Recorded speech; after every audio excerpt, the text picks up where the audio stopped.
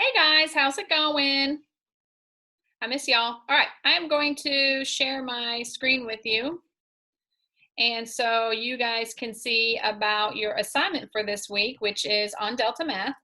The first few problems are going to have you using the distance formula to get a decimal answer. And so I know you've already watched my video. And so you know what the distance formula looks like, and you know how to use that distance formula. And so for this set of problems, what you can do is after you've written down your numbers plugged into the distance formula, you can go straight to Desmos and plug it in. So that's what I'm going to show you on this first example problem that you'll see on your screen when you do DeltaMath. Is it says to find the distance between 2 points rounding to the nearest tenth if necessary. So it's only necessary if you have a crazy looking decimal, but if it's just a whole number, obviously you're not rounding to the nearest tenth. So this first example has an ordered pair of 8, 7 and 1, -2. So on my paper that you guys all should have out as well when you're working this assignment out, don't just photo math it because Miss Messer knows if you've been using photo math. So what you're going to do is identify who your x's are. And remember from my video, you put your x's in that first set of ordered pair. The first set of parentheses with the squared. So that's an 8 and a 1. So that becomes 8 minus 1 squared. And this is probably backwards to you, but there is my 8 minus 1 squared. Plus, your y's go in the second parentheses. So this is going to be a 7 minus -2 squared. And if you recall from my video, I'm not a big fan of the minus negative, so I'm going to make that a 7 plus 2 squared. And don't forget your square root sign. So now I'm going to open up my Desmos. And I'm going to plug in my problem into the calculator on my screen. So to get to the square root sign, remember when you first open up Desmos, that option won't be available. You have to click this bottom left, show keypad, and then you're going to choose the square root sign. Then you're going to plug in your numbers, the squared key, don't forget it, and 7 plus 2 squared. And if you notice, this is a decimal answer. I have 11.4017, yada, yada, yada. And so I want to the nearest tenth, so that would be 11.4. Remember, look to the right. If it's bigger than 5 or 5 or bigger, then you bump it up. If it's not, you keep it. You guys know how to round, right? So that is 11.4. So we are going to type in our answer, 11.4. We're going to cross our fingers. Hit submit, make sure it's correct, and we got our green check mark, so we're good to go. So it shows you there what they did. We cheated, we just plugged it into Desmos, and that's okay. Photo math, bad. Desmos, good. Okay. New problem, you would do the same thing. Again, write your numbers down in the formula. So on this example, I would put what? -8, that's correct. Minus -1, and what's Miss Messer going to put instead of minus a -1? That's right, she's going to put a +1. So that's what I have so far. And now we're going to do my y values. Remember, there is a plus sign between those two parentheses with the squared on the outside. Always remember there's a plus sign in the middle. So now I've got my y's. What am I going to put in here? -6, that's correct. Minus a -4. I'm going to put a +4. You can put minus negative if you'd like. Minus negative would give you the same thing as a +4. All right, so now I'm going to take that. If it's backwards, I don't know if it will be. I don't know. You're going to take that and plug it into Desmos. So I'm going to go to my Desmos calculator. You can hit the X there and just type in your equation. Isn't that fancy? Hopefully I don't make any mistakes here. 7 point, what would that round to? 7.2 or 7.3? That's right, 7.3. So I'm going to go to DeltaMath here and type in 7.3, submit, yes, and I got my green check mark. We're good to go. All right, so you will have some problems that look like that using the distance formula I showed you on my video with the distance formula. Then you're going to have one that says distance formula. Let me see. Let me do this graphing one first.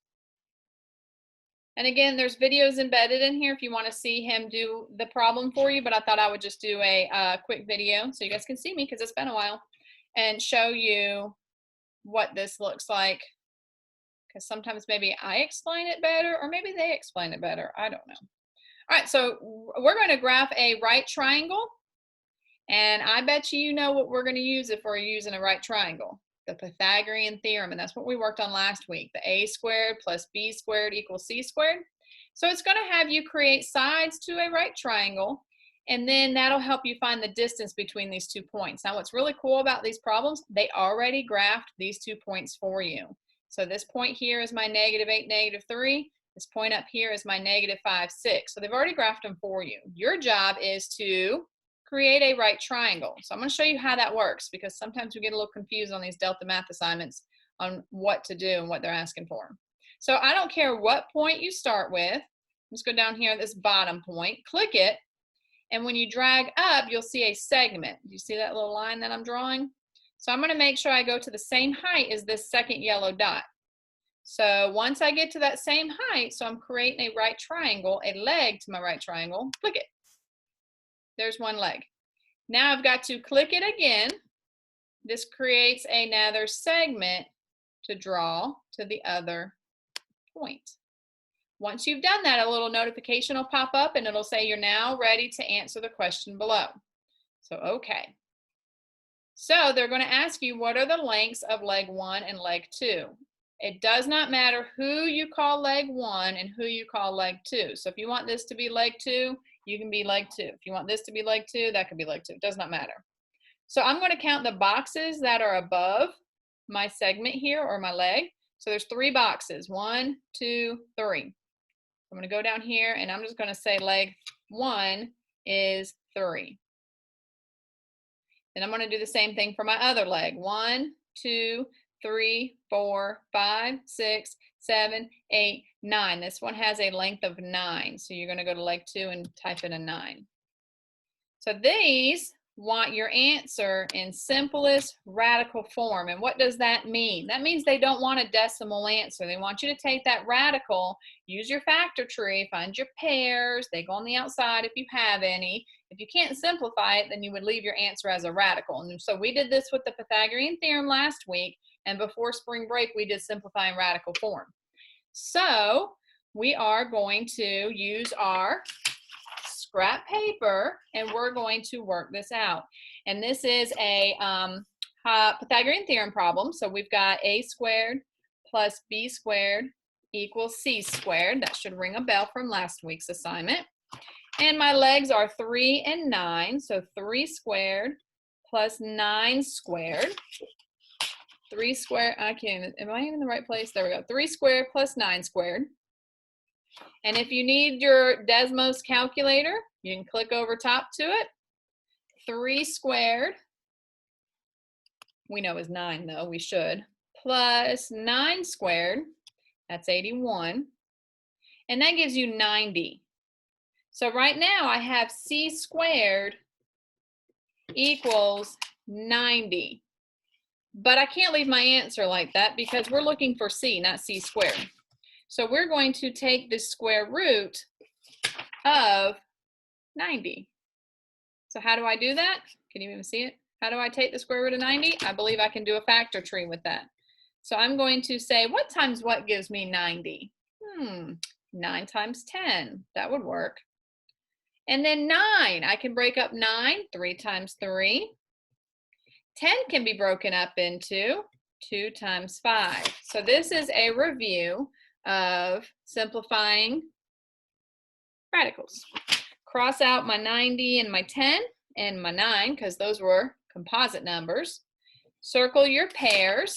So if you're doing this with me, you know you've got a pair of 3s and a leftover 2 and 5. So a pair of 3s on the outside, leftover 2 and 5 gives me 10. Does that ring a bell? Did that with the Pythagorean theorem, and we did that with simplifying radicals. Super fun. I love them. Super fun. All right, so that gives me an answer of 3 radical 10. So you type that in, and you hit submit, and we hope this is the right answer, and we got our check mark, so we're good to go. So that's how you graph these problems. You have to make that right triangle. If you don't do that right triangle, you're not going to be able to finish the problem. It won't give you the green check mark. So draw the picture first, and then you're going to label your legs, and then you use the Pythagorean theorem. So here's the instructions. And if you miss it, remember, it'll go through the steps. So make sure you go through the steps and see where you went wrong. Some of you guys are just clicking to the next problem. Really look through that and go, oh, I added, I should have done this, or I forgot to take the square root. So go through and make sure that you are figuring out where you went wrong. Let's see, I think this is the same. This one doesn't have you, I wonder if you can. No, this one, I probably won't give you any of these because they're just graphing the 2 points for you. You still have to use the distance formula. So I'm not going to give you any of those. I am only going to do the ones where you have to graph because I think those are really cool. That kind of iterates the Pythagorean theorem. And so remember, you just have to make your legs. You'll get that notification. If you don't get that notification, then you've done something wrong. Tell me what the lengths of those legs are. It looks like I've got a 4. I can't see this one because I need to zoom in. 1, 2, 3, 4, 5, 6, 7, 8, 9. And then you're going to have to use some scrap paper. Write that problem out on your paper. A squared plus b squared. So these are all going to be leg squared plus leg squared. So leg squared plus leg squared in this example is 4 squared plus 9 squared. So 16 plus 81, that is 97. But that is c squared. What do I have to do? Take the square root. Make sure you take the square root of that number. So I don't think I can simplify the square root of 97. So I'm going to plug that in as my answer. And I'm going to hope that that is correct. And I got my green check mark. So that's how you do the DeltaMath assignment for this week. You're going to have the ones where you do the formula, write it down, plug it into Desmos. That's not it. You're going to plug it in with the square root, your numbers plugged in. If it wants a rounded answer, type that rounded answer in, which they will be. And then the graphing one, that's where you make your right triangle. These are going to be simplified radical forms. So this is going to be reviewing simplifying your radicals. Okay, so if you guys have any questions, please feel free to email me. You can message me on Remind. I really don't mind. I am here for you Monday through Friday. 8 until whenever. You guys know you can message me anytime and I will respond to you, unless it's like 10 because I'm in bed. Remember, I'm old. Bye, guys. I miss you guys. Hope to see you soon. I don't know how to stop sharing, so I guess I'll just keep talking to you. So how was your spring break? Today it's raining. Oh, don't want to see that big of me. Bye, y'all.